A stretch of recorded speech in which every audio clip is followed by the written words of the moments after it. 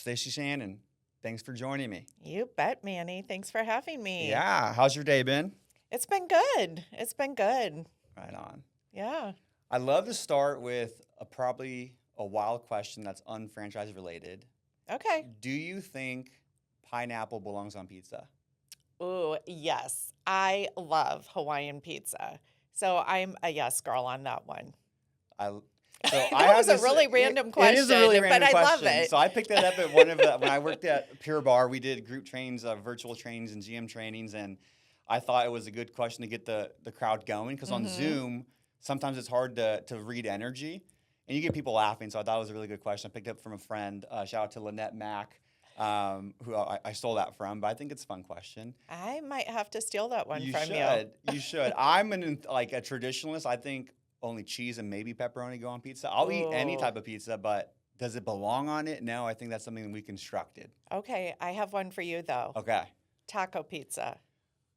What's a taco pizza? I I've never love had it. a taco pizza. Well, you know what? I have found that South Florida does not have taco pizza. That makes sense. I'm from Iowa, and I will tell you it is big in Iowa. So it's what you would think. It's pizza. It has the hamburger, refried beans, lettuce, tomato, and nacho chips. And then you put hot sauce on it That's basically just a nacho. on pizza. I like it. That's fun. So you're originally from Iowa. You're a franchise consultant at IFPG. How long have you been a consultant for, and what got you into it? Yeah, since 2018. So before that, I spent 21 years in the corporate world. I was in the aerospace industry, worked for the same company for the entire 21 years, but I was very blessed and grew throughout the organization. But in 2014, before I left the corporate world, I opened up a boutique fitness studio. Nice. My family and I loved cycling, so we created an indoor cycling studio called Burst Cycle. So I had that from 2014 to 2019. And when I first started that business, I had the vision to franchise it. Cycle Bar had not emerged yet, and so we would have in 2014 been one of the first to market. But 2015, then all these cycle franchises emerged, and we took a step back and we're like, do we really want to do this? Are we ready for this? And do we have the capital to support this? Right. And the answer was no to all three. So we did not go that route, but that was really the impetus for me getting into the franchise industry. And when I was learning about franchising, I learned about this role of being a franchise consultant. And I'm like, you know what? I can do that. Yeah. I've loved entrepreneurism. I had been an entrepreneur. I knew a lot about business. And so that led me to where I am today. That's awesome. I feel like a lot of consultants have the same story. Either they owned a franchise, ran a franchise, or an independent business.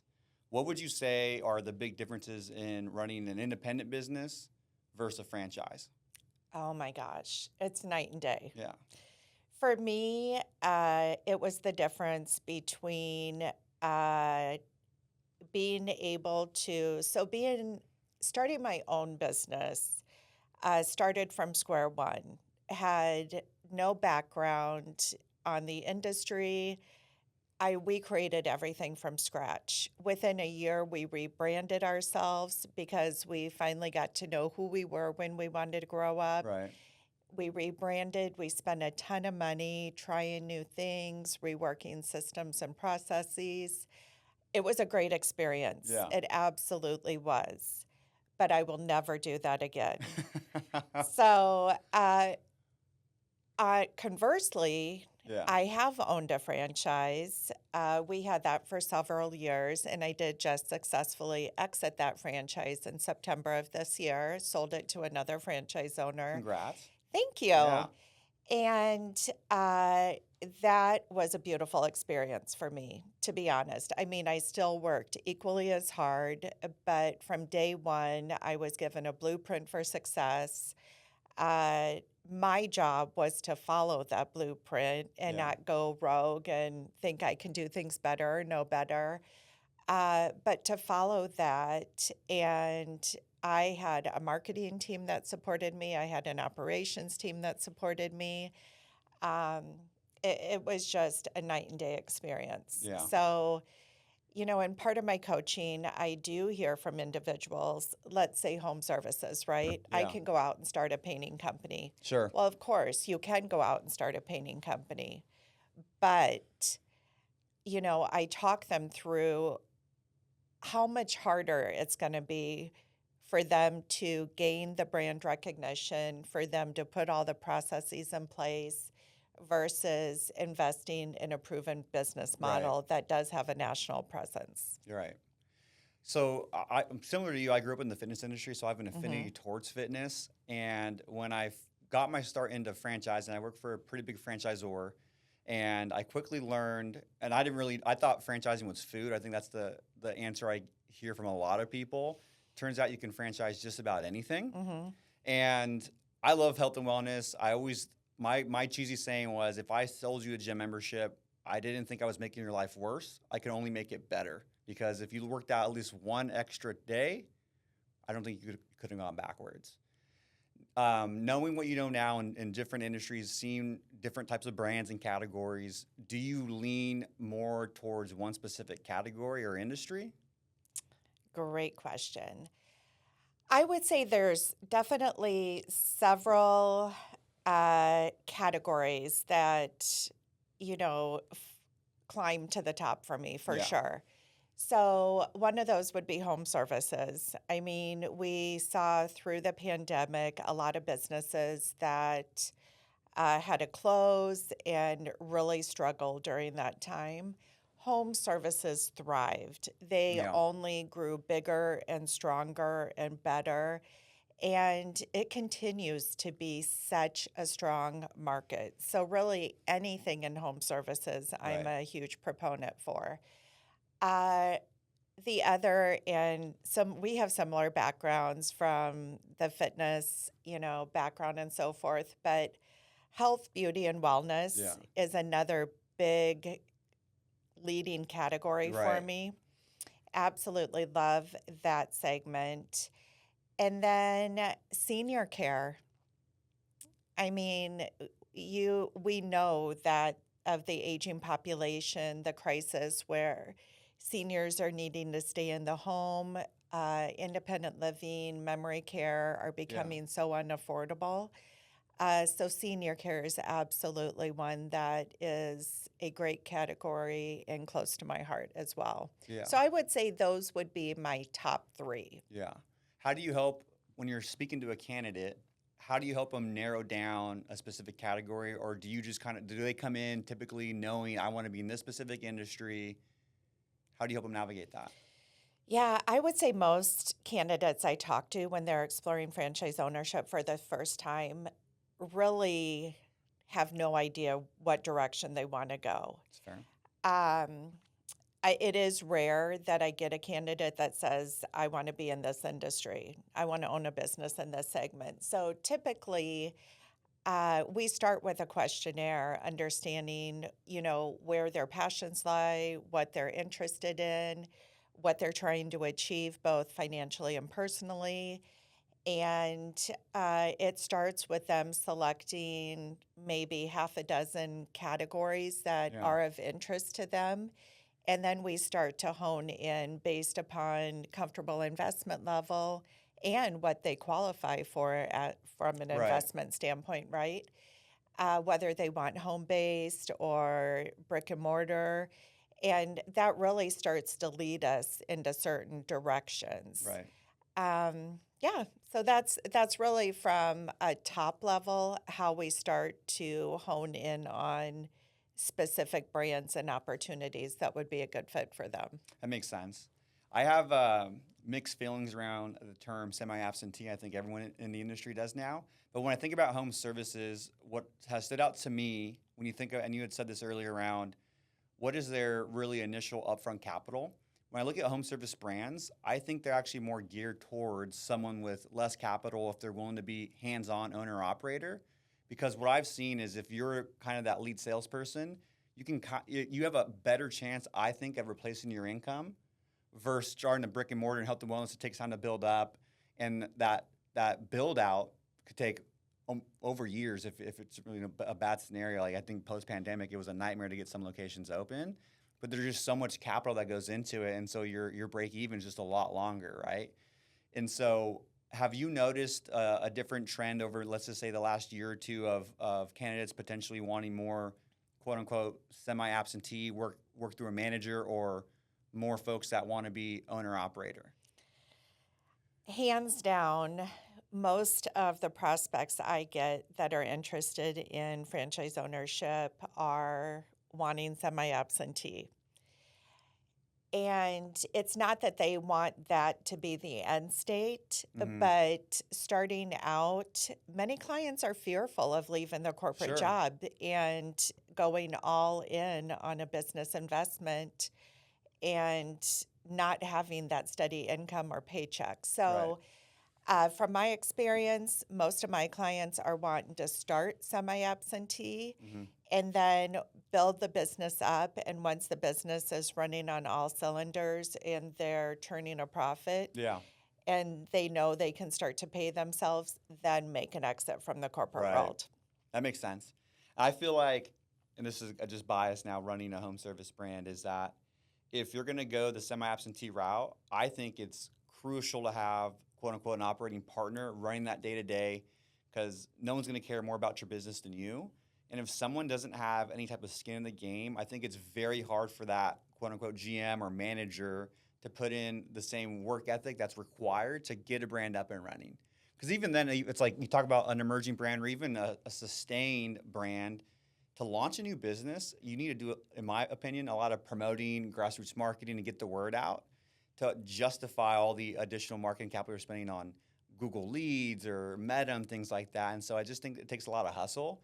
And I think sometimes there's this misconception of, well, I'm going to go semi-absentee, I'm going to just hire a standard GM and maybe lowball them on an offer, where you're going to get lowball work for what you're trying to pay for them, right? So it's just interesting, and I'm excited to see how that kind of changes and adapts over the next handful of years, as I think there's more transparency around what that means, because I think it means something different to everybody. And I don't think it's inherently wrong to be semi-absentee. I just think you have to understand what's required, and if you have the capital to go out and hire the right talent, then I think you're in a better position. Plus, with the understanding that your ROI is a lot different because you're forward investing in talent.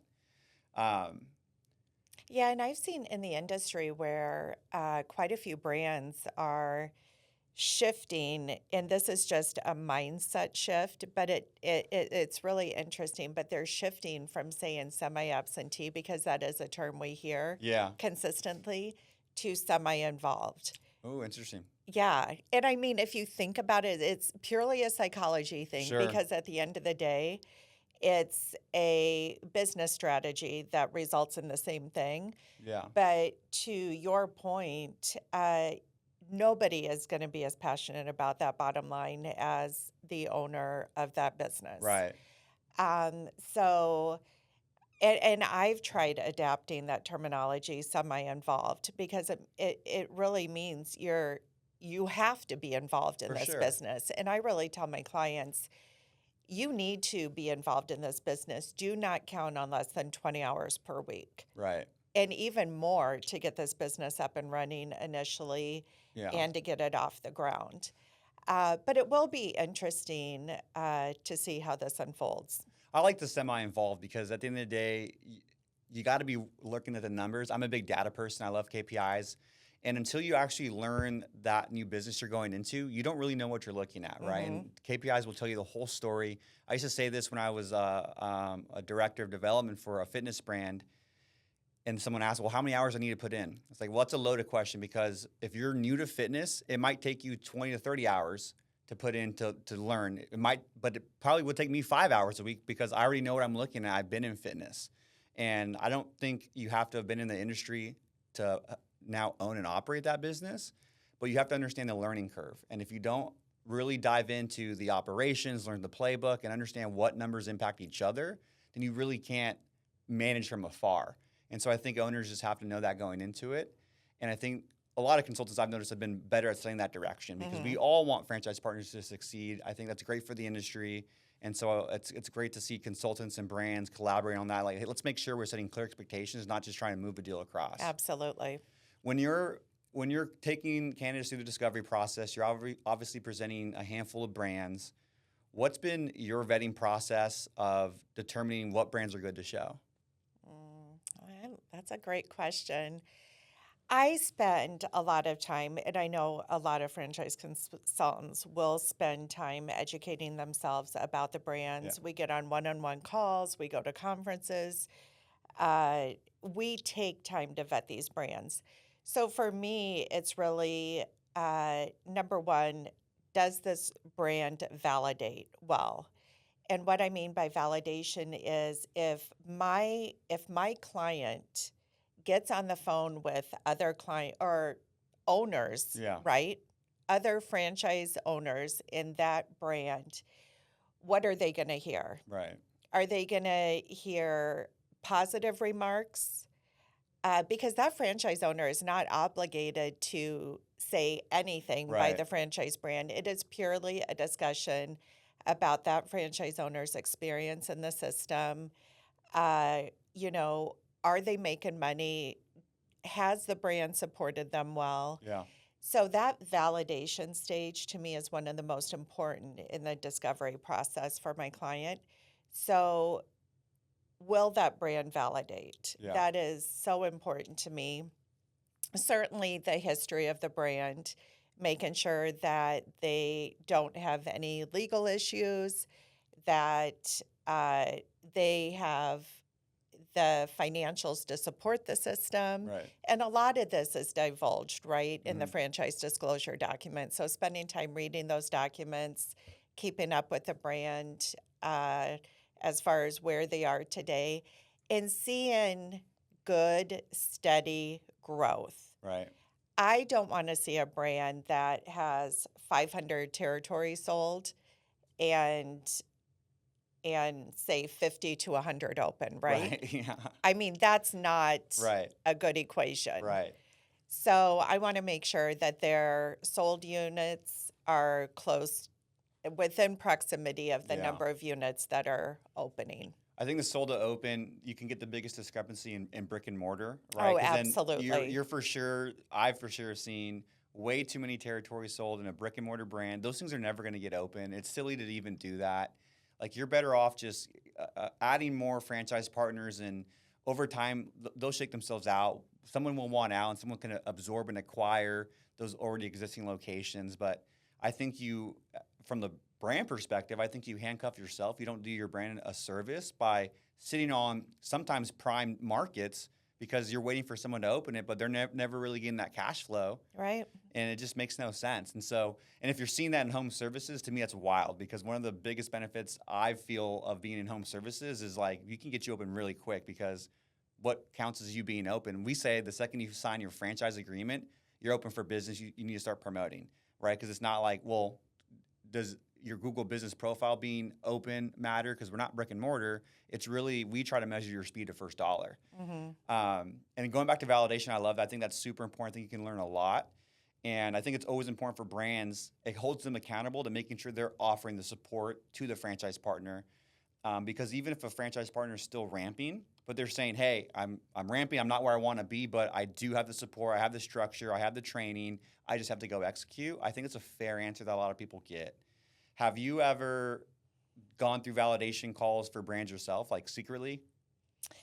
I have, but I've also invested in franchises. So, I mean, I've been through those validations. But yeah, I'll sit in on validation calls. We get the opportunity as consultants to tie in and just kind of be just listen in quietly, Yeah. not ask questions, not interrupt. So absolutely. Have you personally or have had a candidate give you, like, wild feedback on a validation call, and someone came back to you saying, like, hey, this is a hard no? Oh, yeah. Yeah. I actually am working still with a client. I've been working with her for several months now. She was hearing from the franchise brand that all their franchisees are very happy. Yeah. They're making money. They work maybe 10 hours a day at most. Yeah. She heard a diametrically opposed feedback from the franchise owners themselves. What she was hearing, and this was more one-on-one validation instead of a group call. Yeah. She had the opportunity to call different franchise owners. She was hearing, you need to work 14 to 16 hours a day.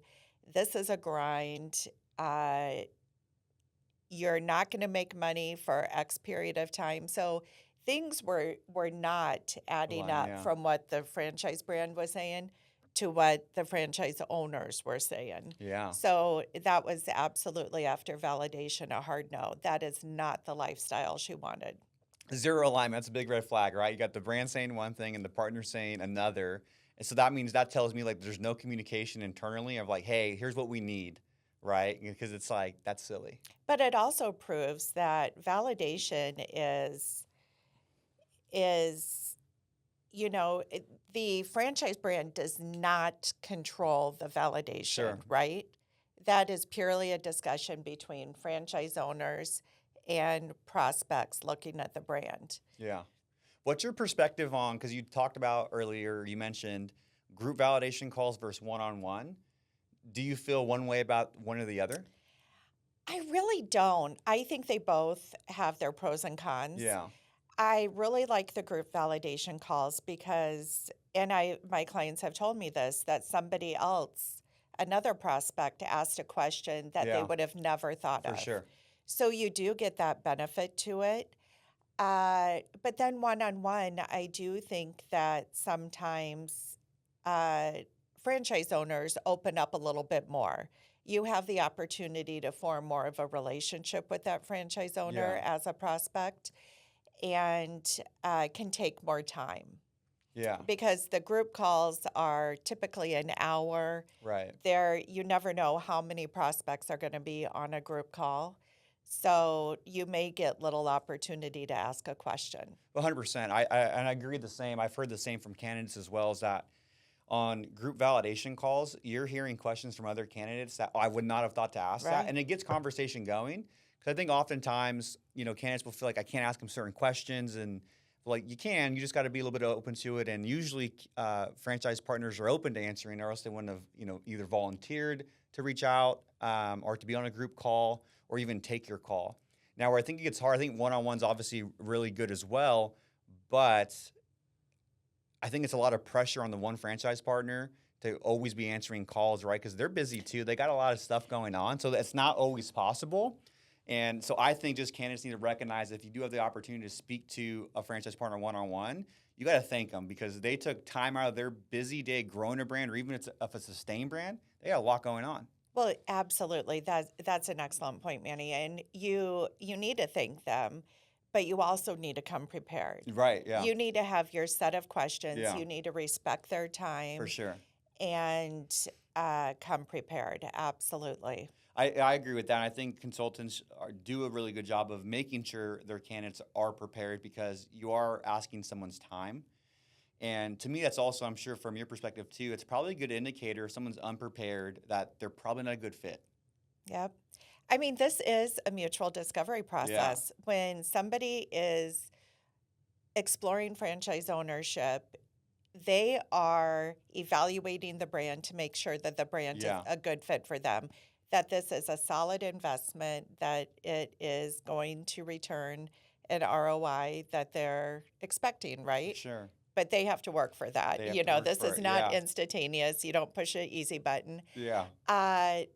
And so, but at the same time, the franchise brand evaluates the prospect For sure. to make sure that they're going to be a good fit for their culture. Yeah.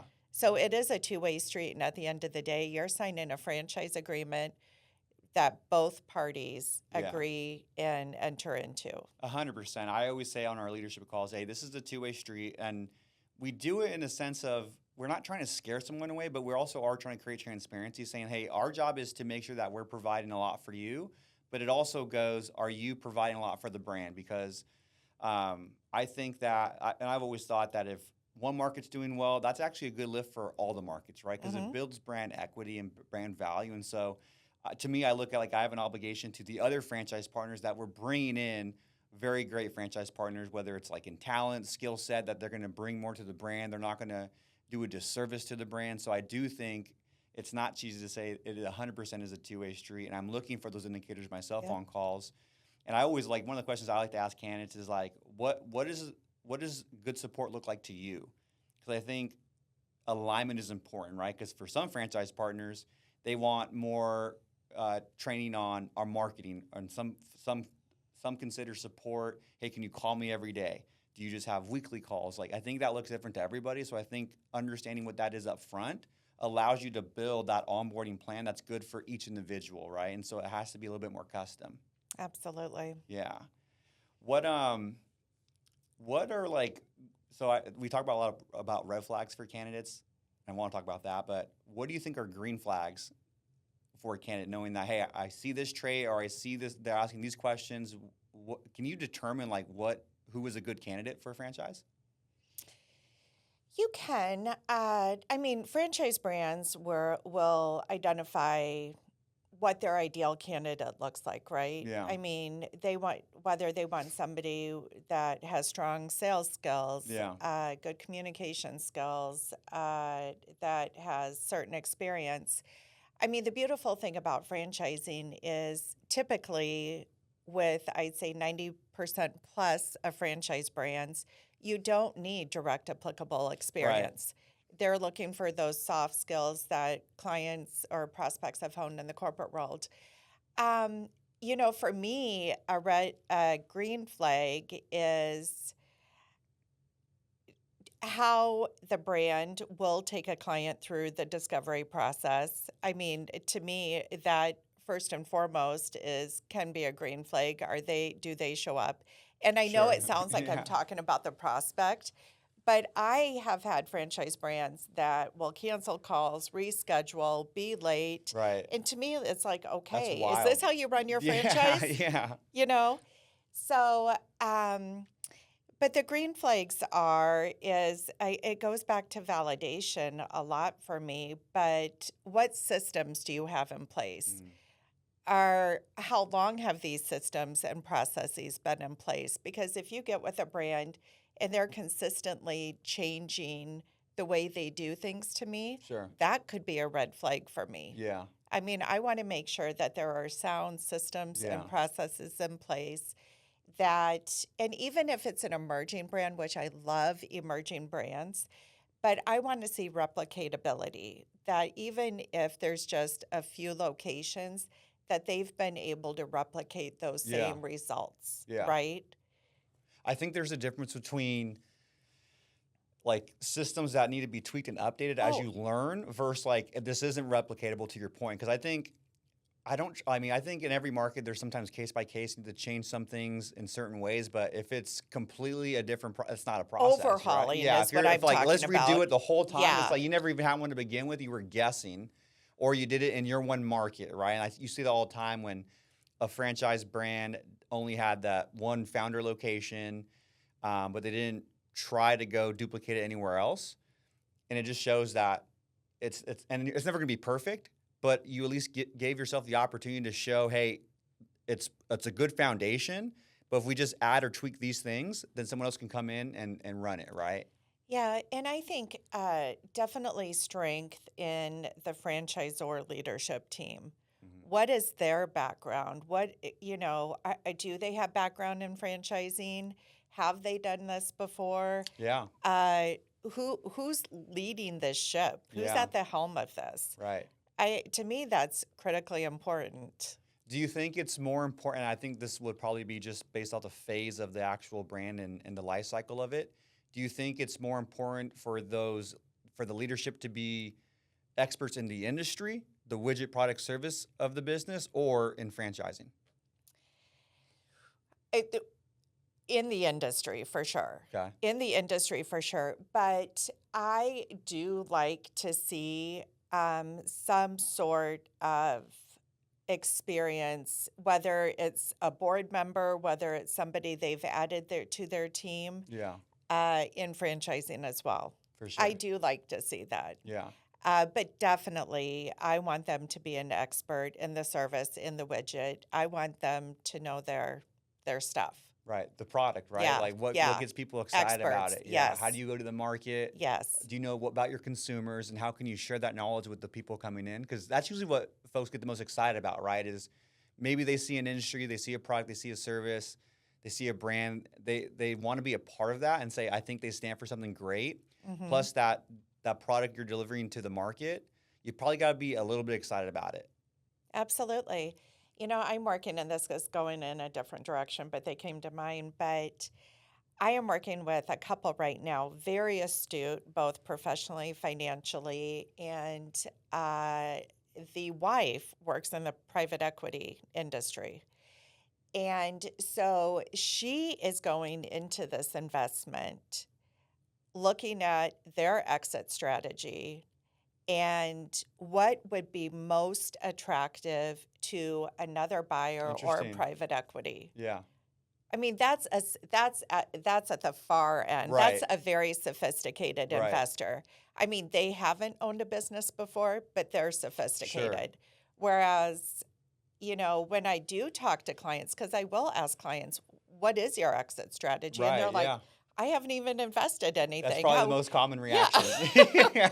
why would I have an exit Right. Yeah. strategy? Yeah. And I'm like, well, what would that look like? Right. Give it some thought because For that might sure. drive us in a certain direction. I think that's for sure preference. And because I have my thought on it is that I don't necessarily think my kids would want my business. Like who knows, right? And Yeah. I'm someone who likes to do different things all the time. I need to be like challenged a lot. And so for me, if I were to go into a business, I'd have that exit strategy in mind. And the other alternative, and the way I look at it, is because if you build it to sell it, you're probably building it to where it's profitable. And so I think it's Absolutely. if you keep that in mind, and you don't have to sell it, but at least if you're prepared, you don't know what might happen. Like life happens, right? I've seen this time and time again. People move, life changes, and so People get sick. people get sick. Somebody may pass away. I mean, life happens. You're Yeah. right. Yeah. So I don't know if there's a right or wrong approach to it, but like if you come into it like strictly thinking, what's my exit? Well, there has to be that other person that's bouncing out. Well, how do we bring it to life? Yeah. Right? Because you can be super analytical, but then you also have to, execute. And so Yeah, there is that absolutely. difference, right? You can't get to the exit Right. without executing. Yeah, 100%, 100%. And so that's funny. When when you're picking brands for a candidate, and we were talking about this off camera here about emerging brands versus maybe mature brands. We'll keep it on target here with emerging brands. What is your perspective on what's a safe emerging brand versus an unsafe emerging brand? Ooh, I love this topic. Yeah. And I was Sharon. I am a huge fan of emerging brands. I Yeah. love it. And the reason is, and I do have a little bit of that see a shiny object and you go for it, but I am a risk taker. Okay. I am going to tell you a story. So, and this is a red flag story. Okay. So, and it's very timely because yesterday I was on with an emerging brand that wanted for several of us consultants to start showing their Yeah. brand, to start promoting their brand. I absolutely actually loved the industry. I was super excited. It was in the health and wellness medical. Super excited about it. I'm not going to No names. tell what it was, but super excited going into the call.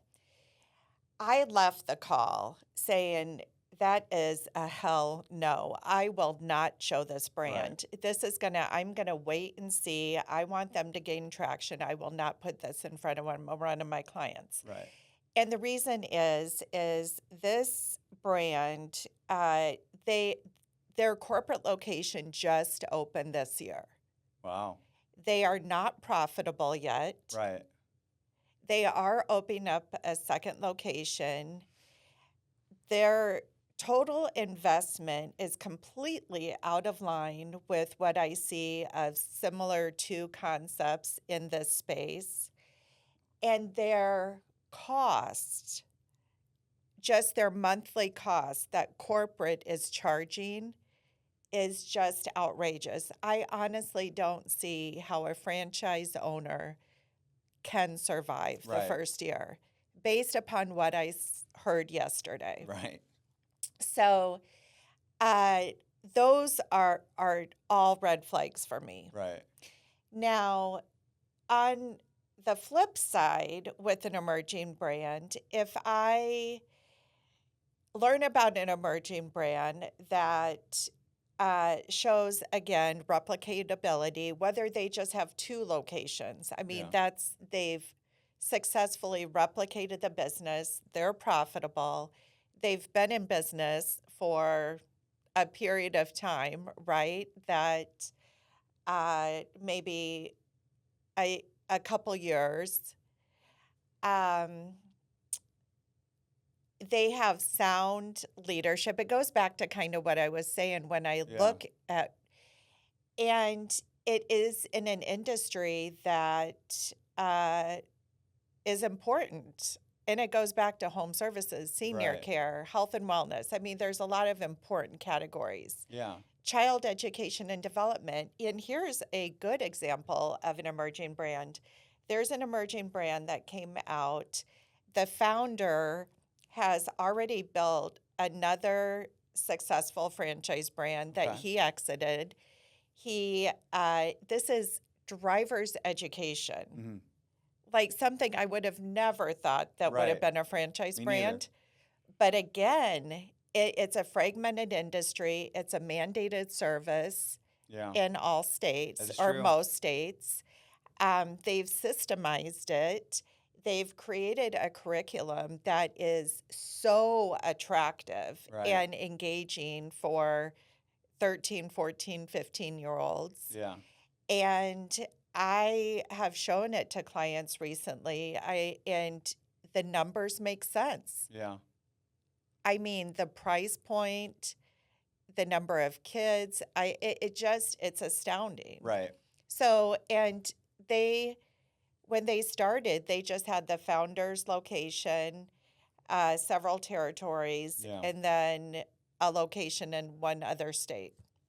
That's crazy. And it's growing Wh- like gangbusters. When I saw it launch, I'm like, I never thought about driving Oh, school. so you've heard of it. Yeah, I've heard of it. Yeah. And it's because it's like, I didn't think of that. And I wasn't sure just yet. I'm Yeah. like, is that really going to move? But to your point, like, that all makes sense. Fragmented for sure is important. It's mandatory, right? So that's like non-negotiable. And I haven't done driving school in years, right? So I didn't even think through that. Because I guess, and I'd love to touch on AI here in a little bit, but it's like, are people going to be driving that much, like in the future, like self-driving cars, things like that? And so I think you still have a long window.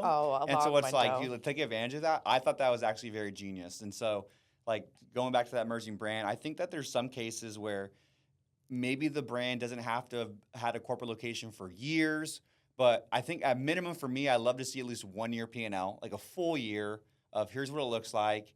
Hopefully in like probably a major market. Yeah. And then in the perfect world, maybe a second one in maybe like a B market to kind of show the Yeah. different spread. And even if it's not as profitable or doing as much revenue, doesn't matter. You have some sample size, right? To go now, we can spread out in A markets for sure, and maybe we can explore other B markets. But when you have less than a year open, I don't like, what are you offering? They're not. So And this kind of goes back to like, kind of listening to everything. And I asked some questions probing, like, am I understanding this right? Is this, but it took me back to when I thought I could be a franchise brand. Sure. Right? Yeah. And it was, again, a hell no. Yeah, I had no yeah. right being a franchise brand. But the statistics are staggering on Sure. the number of businesses that become a franchise brand, right? Right. Versus, so it's thousands and thousands every Right. year Yeah. create themselves as a franchise. Yeah. But the number that make it to 100 locations Yeah. is, I want to say, it's less than 10% For sure. of Yeah, those it's businesses. very low. So, this is a wait and see on that one brand, but Yeah. but you're right. I love what you said about the different markets also. Yeah. That can be very important. Yeah. I think as like the franchisor, you want to show, and at some point, I think you have to turn off running locations because it's a whole different game within itself. You have to have a whole other infrastructure. But I think in the beginning stages, you want to show that you're still operating. You want to maybe expand to other markets just to make sure the model's still working, tweak anything. I'm all about, and this is me putting my operations hat on, I like piloting different things in different markets, but I also like piloting things in the corporate location, right? Because I feel like, hey, this is the franchise partner, but oftentimes franchise partners will I want to try this, and they're super stoked on it, and I'm willing to do it as long as it makes sense for the system. We're not going off brand, but I think when a franchisor is still expanding early, it shows that they have a lot of trust and faith in what they're doing in the industry. But yeah, if I was on that call with you, I was like, are we being punked right now? Like, are they really trying to franchise That is this? I felt, but it was also, I was very thankful that every single consultant that listened to the same brief that I did left it saying no. Yeah. And that's like, unit economics is obviously a big deal. And so even if you had a full year of your P&L, and I think that's still a big risk, right? Because that's not enough sample size for me to justify, oh, this is great unit economics. Like, well, that owner could have been the founder could have been a rock star salesperson, whatever the niche is. Like, they could just be really, really good. One of the things that we had at Waterloo Turf, and I want to give us some credit here, is that we had our corporate location in Austin, been open for a couple of years. But then the year before we franchised, we did one in San Antonio. So not a small market by any means, but a smaller market. And that was run GM only. And so you got a sample size of what it was like to be with a founder who now has a GM operating that business. So you got to see what it looks like in years 2, 3, and 4. And then now a new location with that GM. And so, like, I think that shows great net. And so, like, hey, this is actually possible. And it's a really good balance of, okay, here's where you could be and here's where you might end up.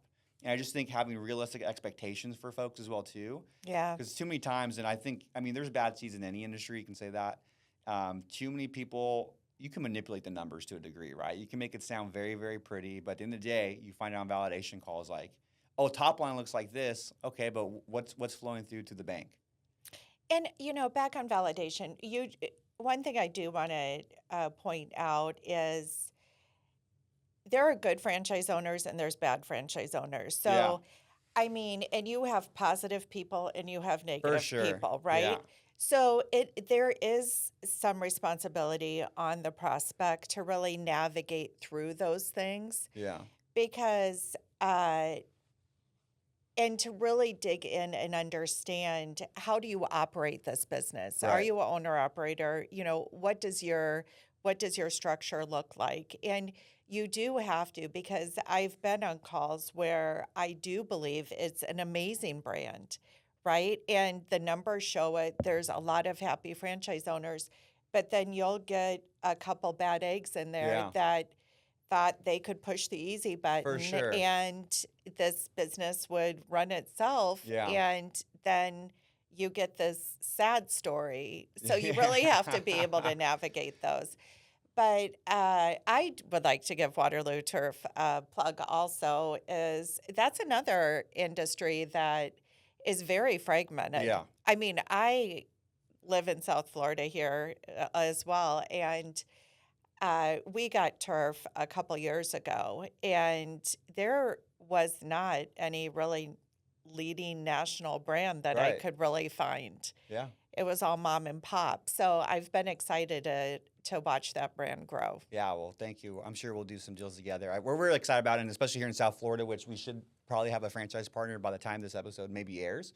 And so we're very excited about that. But yeah, that got me super stoked to join the brand. Was number one, there was another brand that was quote unquote franchising, but they weren't doing it at any degree. They just try to do it. And when you don't know how to franchise, like, that's a red flag within itself. And so they were just trying, and there isn't a national presence, which is interesting.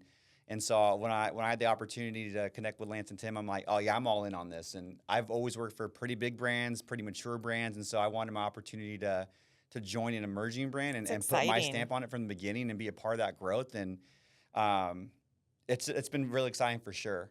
And I think, for us, working with the right consultants, I think means a lot, especially early, because you don't want to oversell. Right. You want to bring in those first handful of franchise partners. They should be vetted. They have to understand where the brand is. And then we were just driving. Hey, let's go make sure this model works. And so we needed at least the first 6 months of validation.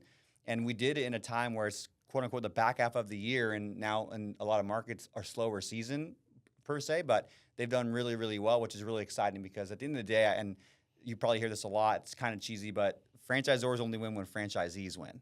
It's right? absolutely true. Yeah. It is, because how does a franchise or survive Yeah. on royalties, right? And those take some time to actually come in, right? They do. So Yeah. when your franchisees are happy and making money and thriving, Yeah. then you as a franchisor are growing and thriving as well. Yeah, you grow together. The one thing too, when we're talking about validation, it's like this being a two-way street, and franchise candidates coming in with, I want to hit this easy button. It's like I always say, if it was that easy, I wouldn't be selling this territory. We open up ourselves, right? I wouldn't give up, because they 6% royalty, 2% brand funds, okay, 8%. So, but you're getting over 90% of the revenue, right? So help me understand why I want to give you 90% versus me just take the 6 to 8, right? And the 2% brand funds going towards the system, not the royalty, right? And so Right. I always found that perspective, and whenever I say that, I've never had a bad response, but it changes. They're like, oh, that makes sense. And once again, I'm not trying to turn anyone away. I'm just trying to align our perspective. But at the same time, good franchise brands do turn people away, right? not wrong, So yeah. if you don't get that alignment and you're not seeing that right mindset, good franchise brands do turn prospects away if they're not a right cultural fit. Do you think there's a wrong and a right way to let down a candidate? Like, maybe from your perspective, it's different from the brand, but like, you probably ran into some candidates who was like, hey, this is a pause right now, or you're not there. Yeah, I think first and foremost, I would never want to see a prospect go to a meet the team day or discovery day, Right. attend that, if there's any red flags at all. Yeah. I think it is incumbent upon the franchise brand to have those discussions before they get the prospect to that point. And I have a prospect that I introduced to a brand, and he's been 2 no-shows on the introductory call. Wow. And I went back to him and I said, listen, you're not ready. Right. Like, you are not ready. You're not making this a priority. You're making commitments. You're not showing up. And I told the brand, I said, just please. Yeah. Because I'm not in the business. I'm a bit of just pushing people through. I Right. mean, franchise ownership, business ownership is a big commitment. 100%. And I've been there. I've done it. I know what it takes. And it's just, there are people that are just they're shoppers. Right. And then there's other people that are really committed to wanting to own a business for all the right reasons. Right. Yeah, I think the thought of business ownership is a nice idea, because I think this is where I'm not a big social media advocate, but I see the value in it. I think there's a lot more content around business ownership, but I don't think it's for everybody. Oh, not at all. You know, it's extremely difficult. It's hard. Even if you're a part of a good brand, you got a good process, good system. There's ups and downs of business ownership, right? Like, something's gonna go wrong, a client's gonna complain, something's gonna happen, and if you don't have the capacity to want to deal with that, it's just better to leave it alone. Oh, absolutely. And there may be a time in the future. You may get 2, 3, I 4, agree. 5 years from now, you might get to a point where, all right, you're there, Yeah. right? You may become disenchanted with the corporate world. Yeah. You may have lost your job. There's a number of things that Right. can happen. But timing is everything. Yeah, 100%. With investment. I agree. And I don't think there's anything wrong with looking and exploring, so you can kind of get a better idea. Absolutely. But probably from your perspective, of being maybe upfront with the consultant at that point, like, hey, I'm not really sure if I'm at the right time to do it. I just love to start gathering information and see that. Like, does that ever happen for you? Yeah, absolutely. I mean, I have conversations. What I tell people is, okay, this is an education process. It is purely an education process. You are nowhere close to Yeah. even thinking about investing in a brand, right? This is education. You're gathering information. You're learning at this point, because most people I talk to don't know even the basics about franchising. You mentioned earlier, most people associate it with food, right? Yeah. I can't tell you the number of times I hear McDonald's, Chick-fil-A. Right. Those are what people think of franchising. but it goes so beyond that. Yeah. So, yeah, it is all education at the beginning. But if somebody tells me that they're 9 or 12 months away from investing, then I'm like, I'm happy to show you what some possibilities are, Yeah. but we all know it comes down to territory, Right. right? Yeah. And what I show them today, I would hate to get them 100%. excited about because the territory may be gone. It Right. could even be gone next week. Yeah, I've seen it. So- I've seen it. And especially if it's a good brand, right? Like that's not going to last oh very my long. gosh. Yeah. And I think market matters, right? Like you want to be a part of a good brand, but you also want to be in a really good market. And that's where emerging brands For are sure. so exciting. Right, yeah. Is because you can get the prime territory. Yeah, 100%. Before we run out of time here, I was talking about AI earlier. What are you seeing? How are brands implementing AI or adopting it? Like, what have you seen? That's a really interesting question. And I do see brands using it, I want to say mostly, and I don't have probably as much exposure as some other people do in this area, but I do see it being implemented quite a bit in training. Yeah, Training, absolutely. And I think there's a perfect place for it in training. yeah, It, where else? I do think it's being implemented on many websites yeah. as far as customer support Sure. and areas like that. Uh, it's interesting. I did just hear of a brand that had gone all in on AI. And what that means fully, I don't know, but they had taken a lot of their franchise owners, a lot of systems and processes, Yeah. and transitioned to AI Interesting. enabled. And now they've gone the other direction because they started to see a drop in Yeah. sales. But this is in home services where we know relationships matter, 100%. right? Yeah. Relationships matter. You need to be out there. You may need to be knocking on doors. Right.